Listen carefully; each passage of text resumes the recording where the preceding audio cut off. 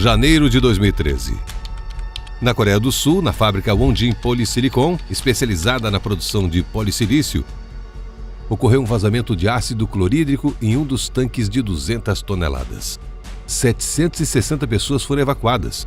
Fevereiro de 2017, na cidade alemã de Oberhausen, ocorreu um vazamento de ácido sulfúrico em uma fábrica de produtos químicos. Como resultado, formou-se uma nuvem tóxica. O incidente interrompeu o tráfego de navios e trens e provocou uma evacuação parcial. Mais de 150 pessoas buscaram atendimento médico devido a problemas respiratórios. Fevereiro de 2023. No estado do Arizona, perto de Tucson, um caminhão carregado com ácido nítrico sofreu um acidente. As autoridades tiveram que evacuar a população da região e interditar a movimentada rodovia. Incidentes desse tipo não são incomuns e sempre que ocorrem representam grande perigo e instigam pânico extremo. De fato, os ácidos podem ser prejudiciais e é melhor você saber o que eles podem causar. Assim, você pode ficar em segurança. Mas será que você sabe tudo sobre essas substâncias? Tudo que provavelmente deveria saber? Muito provavelmente a resposta é não. Hoje você descobrirá por que alguns ácidos são fortes e outros fracos. Por que choramos ao cortar cebolas? E o que o ácido tem a ver com isso? Onde na Terra existe um lago inteiro composto de ácido sulfúrico? Qual ácido é tão forte que só pode existir no espaço? Do que são capazes os ácidos mais fortes do mundo? A série Breaking Bad era coerente? Os ácidos mais perigosos. Deixe um like neste vídeo para mostrar ao algoritmo do YouTube que vale a pena assistir. Agradecemos cada curtida, seu apoio é sempre muito importante para nós. Primeiramente, vamos explicar brevemente por que alguns ácidos são fortes e outros são fracos. Os químicos associam a força dos ácidos à sua capacidade de doar prótons à sua base. Uma base é uma substância que age como uma espécie de antagonista, o oposto de um ácido. Lembre-se de que esta é uma grande simplificação feita apenas para manter seu interesse e evitar que você se entedie nos primeiros minutos deste vídeo. Aos nossos espectadores da área da química, agradecemos a compreensão. Assim, quanto mais fraco for o próton de um ácido, menos energia a base gasta para se desprender desse próton, e mais forte o ácido é considerado. Esses desprendimentos de prótons acabam resultando na destruição das substâncias com as quais os ácidos interagem. Existem várias maneiras e escalas para medir a força dos ácidos. Um dos indicadores mais comuns é a constante de dissociação, conhecida como K. Ela também é chamada de constante ácida. No entanto, o valor de pKa, que é o indicador da constante de dissociação, é mais frequentemente utilizado. Quanto menor o valor de pKa, e observe, quanto menor, não maior, mais forte é o ácido. Faremos referência a essa medida ao longo do vídeo. Então vamos começar. Como uma pessoa leiga pode determinar se um determinado ácido é forte ou fraco? Claro, comparando um ácido com outro. Começaremos com ácidos relativamente fracos e iremos progredindo até os mais potentes. E o primeiro da nossa lista é o ácido úrico. Se você deduziu pelo nome que este ácido está de alguma forma relacionado a chegar ao primeiro lugar, você está no caminho certo. Nossos corpos estão continuamente processando e eliminando resíduos metabólicos, alguns dos quais são prejudiciais ou simplesmente inúteis. Em parte, isso é realizado através da produção e excreção de urina. Esse processo é chamado de diurese. A diurese média de um adulto varia de 1 a 2 litros por dia, e o ácido úrico está sempre presente na urina. No entanto, sua quantidade é muito pequena. Seu conteúdo na urina normalmente varia de 250 a 750 miligramas. Além disso, esse ácido é muito fraco, com pKa de 5,6. Embora esse número possa não significar muito para você agora, ele se tornará um ponto de referência útil ao comparar outros ácidos posteriormente. Embora o ácido úrico não seja potente o suficiente para dissolver tudo ao seu redor, isso não o torna inofensivo. Como muitos ácidos, seus efeitos podem ser bastante insidiosos, especialmente se a pessoa tiver uma dieta inadequada e desequilibrada. Se o corpo não consegue excretar o ácido úrico, ele se acumula com o tempo, o que não é um bom sinal. Um risco aumentado de ataque cardíaco ou derrame e doenças renais estão entre as consequências mais evidentes e prováveis. Em alguns casos, o ácido úrico pode cristalizar, transformando-se em estruturas microscópicas semelhantes a agulhas. como você pode ver aqui. Elas claramente lembram vidro quebrado. É perturbador sequer pensar que algo assim possa se acumular dentro do nosso corpo. Esses cristais em forma de agulha podem migrar por todo o organismo. Quando chegam às articulações, causam dor excruciante e inchaço, resultando em gota. Se chegarem aos rins, pode levar a complicações ainda maiores. Como você pode ver, mesmo um ácido relativamente fraco pode causar muitos danos. E estamos apenas começando a explorar essas substâncias. Agora vamos analisar um ácido que todo mundo conhece. Sim, é o vinagre culinário comum, que contém de 4 a 6% de ácido acético. Devemos conhecer melhor esse ácido. Poucas pessoas sabem alguns fatos interessantes sobre ele. Por exemplo, você sabia que ácido acético é amplamente utilizado em perfumaria? Dado o aroma característico do vinagre, pode parecer contraditório.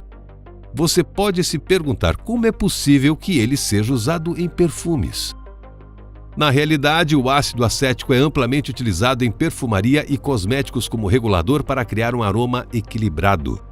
Assim, apesar do seu cheiro bastante desagradável, e perdoem a tautologia, este ácido pode equilibrar fragrâncias excessivamente doces. Na concentração comum encontrada em lojas, o ácido acético é um solvente eficaz, frequentemente usado para limpar diversas superfícies, especialmente quando há necessidade de eliminar um odor desagradável. Quanto maior a concentração, mais potente se torna o ácido. Uma concentração de 100% é uma substância extremamente cáustica que deve ser manuseada com o máximo cuidado. Recomenda-se inclusive evitar a inalação de seus vapores. Apesar de sua aparente inofensividade e estreita associação com alimentos, o ácido acético concentrado é um veneno mortal. Se ingerido, apenas 20 ml dessa substância seriam suficientes para causar uma morte horrível e inevitável. Os sintomas iniciais incluem queimaduras graves nas mucosas da boca, garganta, esôfago e estômago. Em seguida, ocorrem efeitos tóxicos severos, como comprometimento da coagulação sanguínea, resultando em sangramento gastrointestinal extenso. Mas a coagulação prejudicada não significa afinamento do sangue, muito pelo contrário. As vítimas apresentariam espessamento do sangue devido à perda de plasma pelas membranas mucosas danificadas, levando ao choque. Complicações adicionais incluem insuficiência renal aguda e distrofia hepática tóxica. E todos esses danos podem ser causados por apenas uma pequena quantidade de ácido acético. Pelo menos é quase impossível engoli-lo acidentalmente por causa do cheiro forte que mencionamos anteriormente. Não dá para confundi-lo com outra coisa.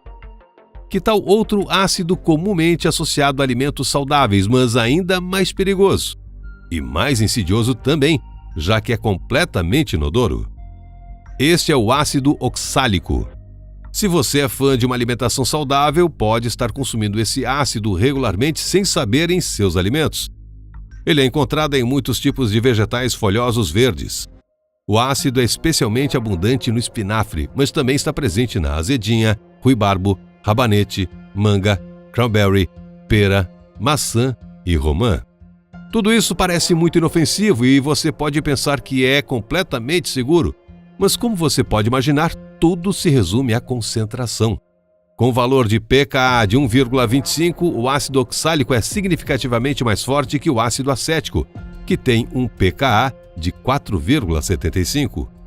Sua potência aliada à sua ausência de odor e a diversas outras propriedades tornou-o muito eficaz em várias aplicações. Os usos mais comuns dessas substâncias são o branqueamento e a limpeza. O ácido oxálico ajuda a remover a ferrugem, razão pela qual muitos produtos de branqueamento ou limpeza contêm esse composto químico. Ele também é empregado no amaciamento e purificação da água e é um dos ingredientes em produtos de limpeza desinfetantes para pias e vasos sanitários. Em química analítica, serve como reagente. Além disso, apicultores usam uma solução de 3% dessa substância para livrar suas abelhas de ácaros parasitas. Começa a parecer cada vez menos apetitoso, não é? E com razão. Em altas concentrações, o ácido oxálico torna-se tão mortal quanto o ácido acético. Apenas 15 a 30 gramas, o equivalente a cerca de uma colher de sopa dessa substância, podem ser fatais para uma pessoa adulta se ingeridos acidentalmente. Lembra quando falamos sobre os cristais pontiagudos formados pelo ácido úrico?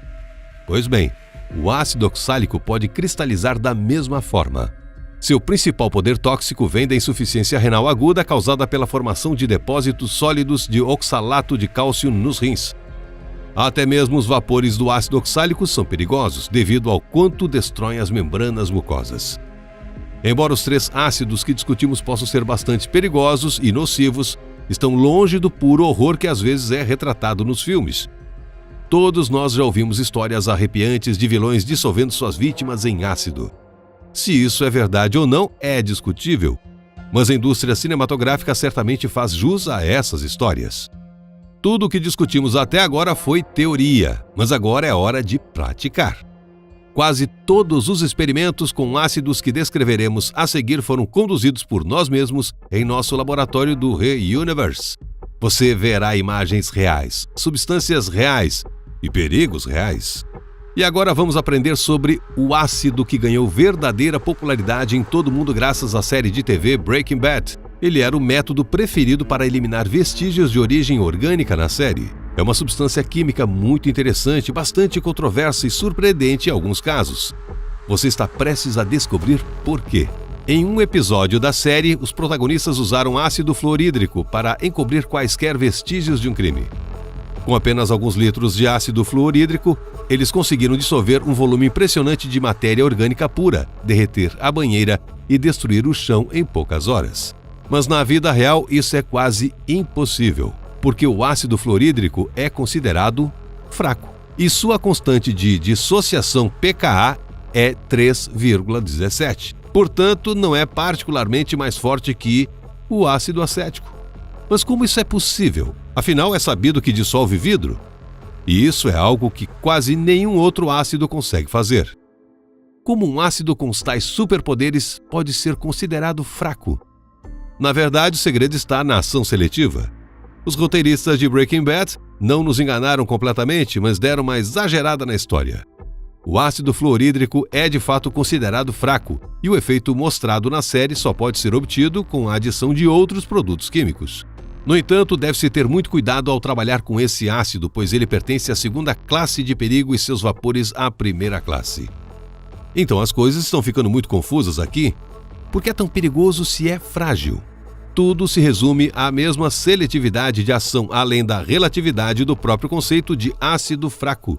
Ele é fraco em comparação com os superácidos, que discutiremos mais adiante, mas é bastante agressivo por si só e capaz de dissolver e reagir com muitas substâncias. O ácido diluído é especialmente insidioso. Quando respingado na pele, a pessoa pode não sentir absolutamente nada. Entretanto, a substância será rapidamente absorvida pela pele e entrará na corrente sanguínea. Em cerca de um dia, surgirão sintomas de intoxicação, edema pulmonar, distúrbios cardiovasculares e gastrointestinais. Tudo isso ocorre porque o composto forma sais insolúveis de cálcio e magnésio. Afinal, cálcio e magnésio são elementos vitais para o nosso organismo. Uma vez na corrente sanguínea, mesmo uma pequena quantidade de ácido fluorídrico se ligará a esses elementos por todo o corpo, destruindo-o em todos os níveis. É assim que esse ácido aparentemente fraco pode causar muitos danos. E a já mencionada propriedade de dissolver vidro é quase única. A questão é que o flúor, que faz parte da sua composição, é um antioxidante muito mais forte que o oxigênio, e é por isso que parece que ele pode dissolver qualquer coisa com a mesma facilidade. Mas como é realmente? Sobre o que os roteiristas de Breaking Bad nos enganaram? Vamos descobrir a verdade. Este ácido reage com a maioria dos metais, formando sais, fluoretos, mas não dissolve chumbo, platina, ouro e paládio, independentemente da concentração. Fluoroplásticos, polietileno e outros plásticos, assim como a madeira, também são resistentes à sua ação. Isso é especialmente relevante considerando que o ácido sulfúrico pode fazer com a madeira. Você também aprenderá sobre isso em breve. O ácido fluorídrico consegue oxidar e dissolver, ainda que minimamente, um pedaço grande de material orgânico, como mostrado na série em cerca de 8 horas. No entanto, a dissolução completa não ocorre. Mas o que vemos naquele episódio de Breaking Bad? O ácido dissolve quase tudo, incluindo a banheira e o chão, em apenas algumas horas. E isso está bem longe da realidade. Para obter um efeito pelo menos semelhante ao mostrado na série, não seriam necessários apenas alguns litros de ácido, mas pelo menos 100 litros. E este teria que ser misturado com um volume significativo de um aditivo especial, um catalisador que acelera a reação.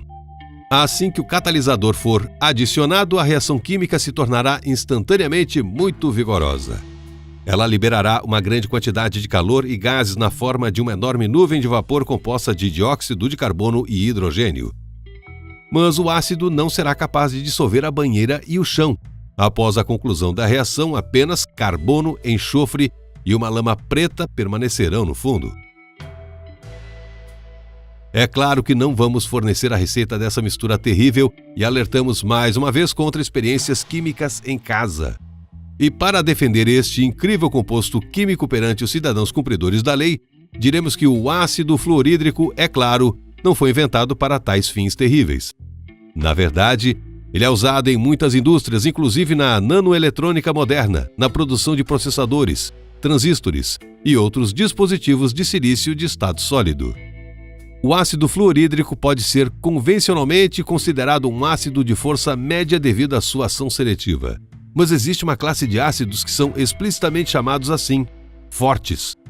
E um dos exemplos mais notáveis dessa classe é o ácido nítrico, com índice pKa já negativo, menos 1,64.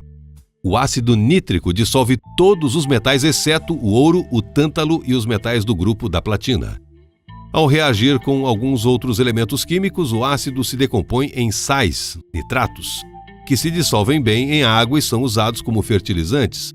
Somente o vidro e o teflon não reagem ao ácido nítrico. Mas a capacidade de dissolver tudo não é a única propriedade assustadora do ácido nítrico. Sua insidiosidade reside na capacidade de criar compostos extremamente explosivos ao reagir com outras substâncias. Isso frequentemente leva a acidentes, às vezes muito destrutivos. Por exemplo, em 2015, os moradores da Catalunha, na Espanha, passaram por um grande susto devido a um acidente industrial em uma fábrica química.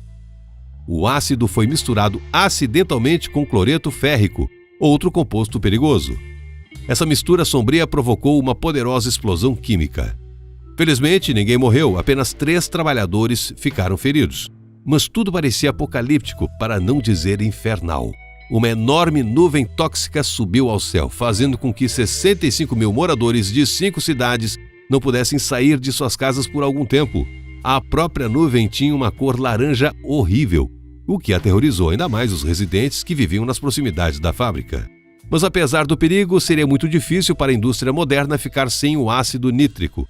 O campo de aplicação dessa substância é muito amplo, desde a fabricação de explosivos e combustível para foguetes até a produção de plásticos. Ele também é usado para determinar a pureza de metais preciosos.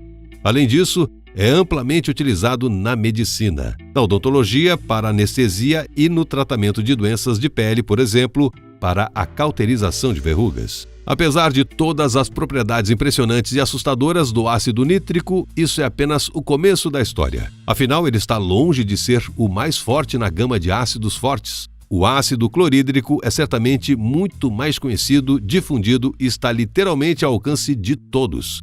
Nas aulas de biologia, todos sabemos que o ácido sulfúrico entra em contato com o estômago em cada um de nós e realiza a digestão primária dos alimentos. E ele é muito mais forte que o ácido fluorídrico.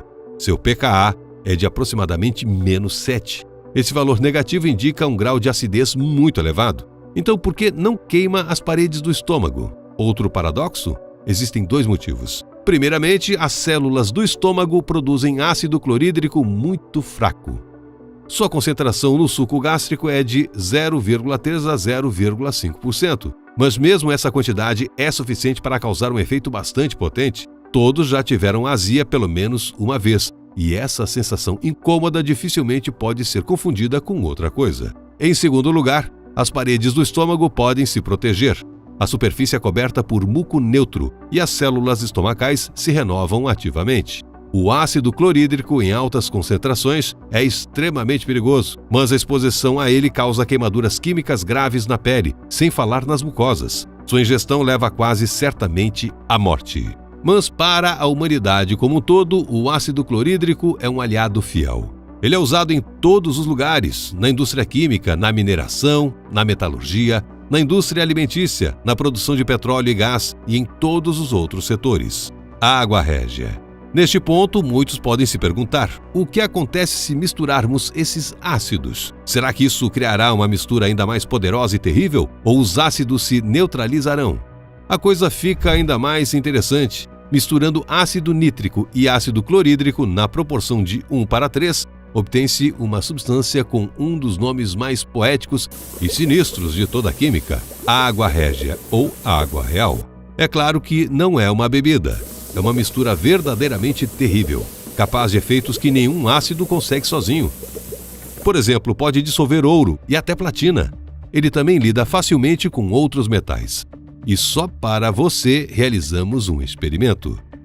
Aqui temos um becker com essa mesma água régia. Quando recém-preparada, ela é incolor, mas rapidamente adquire essa tonalidade. No início, a reação é lenta, bolhas sobem da colher, como uma leve efervescência de refrigerante. Mas depois de 10 minutos, o ácido fica marrom escuro, opaco e borbulha vigorosamente. Mais alguns minutos e a colher se desfaz. Sua metade inferior foi quase completamente corroída pela água régia. Em menos de 30 minutos, a mistura destruiu completamente um objeto de metal. E aqui, finalmente, estamos perto do limite mais perigoso na escala de força e periculosidade dos ácidos. Porque vamos falar sobre o ácido sulfúrico. Certamente você já ouviu falar dele, mas algumas de suas propriedades serão bastante surpreendentes para você e você está prestes a descobri-las. Vamos começar pelo ponto principal. O ácido sulfúrico é mortal e tóxico. Sim, é isso mesmo, sem alternativa. É tão potente que sua solução aquosa de 40% ou mais já é considerada ácido sulfúrico concentrado. Ele dissolve até prata e paládio. Não dissolve apenas ouro e platina. Então, o que ele pode fazer com os organismos vivos? Bem, veja você mesmo. Vamos borrifar levemente algumas fatias de pão com ácido e ver o que acontece. A princípio parece que nada está acontecendo, mas logo você poderá ver as partes do pão que entraram em contato com o ácido escurecendo, e a reação só se intensifica. Veja como o pão está depois de apenas 5 minutos.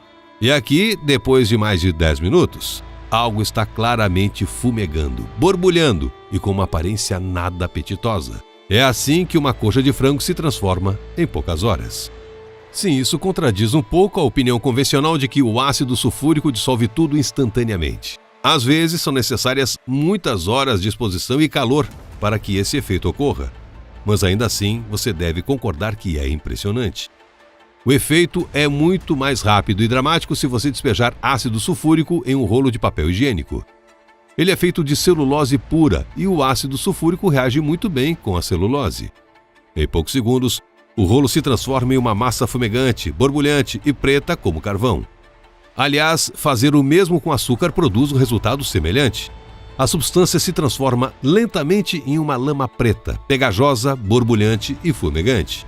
Mais uma vez, não podemos deixar de pensar nas lendas sobre vilões que dissolviam suas vítimas em banhos de ácido. Mas banhos não são a coisa mais impressionante? Que tal um lago inteiro de ácido sulfúrico? Você diria que isso só poderia acontecer em Vênus, não é? E você estaria quase certo, porque nosso vizinho cósmico definitivamente tem densas nuvens de ácido sulfúrico, mas ainda é quente demais para ter lagos em sua superfície. E quanto à Terra? Isso é impossível? É absolutamente possível. Os locais com atividade vulcânica podem confirmar isso. Este é o Ijen. É um vulcão ativo na Indonésia. E aqui, em sua cratera, formou-se o Lago Kawah. Ele é reconhecido pelo Instituto Smithsonian como o maior lago de cratera com alta acidez do mundo. Seu pH é de apenas 0,2. Isso é alto ou baixo?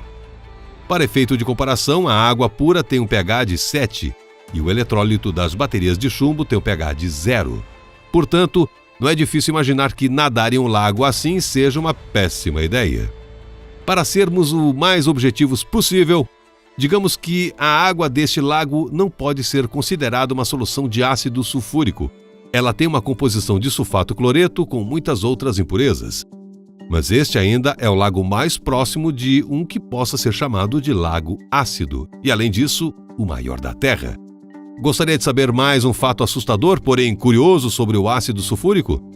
Se você já cortou uma cebola fresca na vida, sabe que pode acabar derramando muitas lágrimas no processo. Pois bem, Essa ardência nos olhos e a reação da defesa na forma de lágrimas são provocadas por nada menos que ácido sulfúrico. É isso que você pode ler em muitas fontes, até mesmo em fontes muito conceituadas. E há uma grande imprecisão aqui, mas não se decepcione. Esse mito não é totalmente mito. Veja como as coisas realmente são. Os óleos voláteis, que dão à cebola o seu sabor e odor característicos, contêm uma classe de moléculas orgânicas chamadas sulfóxidos de aminoácidos. Quando a cebola é cortada, enzimas, as alinases, são liberadas e convertem essas moléculas em ácidos sulfênicos. Estes, por sua vez, se reorganizam espontaneamente para formar 5-propanetial S-óxido. É essa substância química que irrita a mucosa dos olhos, causando lágrimas. Observação: ácidos sulfênicos não são a mesma coisa que ácido sulfúrico, embora os nomes sejam muito parecidos. O jogo de palavras com a raiz sulf, que se refere ao nome latino do enxofre, acaba confundindo muita gente. E daí que surge o mito de que há ácido sulfúrico entrando nos olhos. Mas voltemos ao ácido sulfúrico propriamente dito, pois ele pode nos reservar ainda mais surpresas. Por exemplo, ele pode ser concentrado muitas vezes, e é muito fácil fazer isso. Você deve estar se perguntando o que de tão especial pode acontecer se uma substância conhecida e relativamente segura, o peróxido de hidrogênio, for adicionada ao ácido sulfúrico. Mas na verdade essa mistura é tão agressiva que até ganhou um apelido assustador: piranha. E esse apelido descreve perfeitamente as propriedades da substância. Ela dissolve quase qualquer matéria orgânica em minutos ou até mesmo segundos. E não só isso. Vamos realizar outro experimento e submeter esse ácido poderoso a um desafio ainda maior. Vamos ver se ele consegue dissolver uma flor viva. Colocamos uma rosa em um frasco, despejamos cuidadosamente a solução piranha. E, a princípio, parece que nada acontece. Mas após apenas alguns minutos é possível observar uma camada de lama marrom escura se formando sob a flor. Gradualmente, a flor inteira se dissolve diante dos nossos olhos. Na verdade, a solução foi criada especificamente para esse propósito: dissolver matéria orgânica em velocidade relâmpago. Mas por quê? É inevitável lembrar dos mitos sobre a dissolução de corpos em banhos de ácido. Não, é muito mais prosaico do que isso. Essa solução foi criada para fins absolutamente pacíficos. A ação desta piranha líquida é bastante específica. Ela age melhor com matéria orgânica, mas não afeta muitas outras substâncias. É por isso que é amplamente utilizada, por exemplo, em microeletrônica para limpeza de placas de silício. Vamos continuar. Não é à toa que dissemos antes que o ácido sulfúrico é uma fronteira perigosa. O motivo é que ele é uma espécie de padrão e um ponto de partida para a classificação subsequente de ácidos fortes. Para ser mais preciso, a classe dos ácidos fortes termina com o ácido sulfúrico. Então começa algo mais terrível em seu poder destrutivo: superácidos. E acredite, eles são capazes de fazer coisas que até mesmo cientistas, sem saber, atribuíram propriedades quase mágicas a alguns deles. O termo superácido foi proposto pelo famoso químico James Bryant Conant no início do século XX. A motivação do cientista é fácil de entender. Era difícil usar a mesma palavra ácido para substâncias incomparavelmente mais poderosas do que todos os ácidos inorgânicos conhecidos até então. Além disso, essas substâncias se mostraram tão diferentes e peculiares que logo surgiu um campo específico da química: a química dos superácidos. Os superácidos são obtidos a partir de 2 ou mais ácidos fortes diferentes. Mas existem exceções entre os compostos simples. O exemplo mais próximo é o ácido perclórico. Tecnicamente, não é um superácido no sentido estrito da palavra, mas é muito mais potente que o ácido sulfúrico.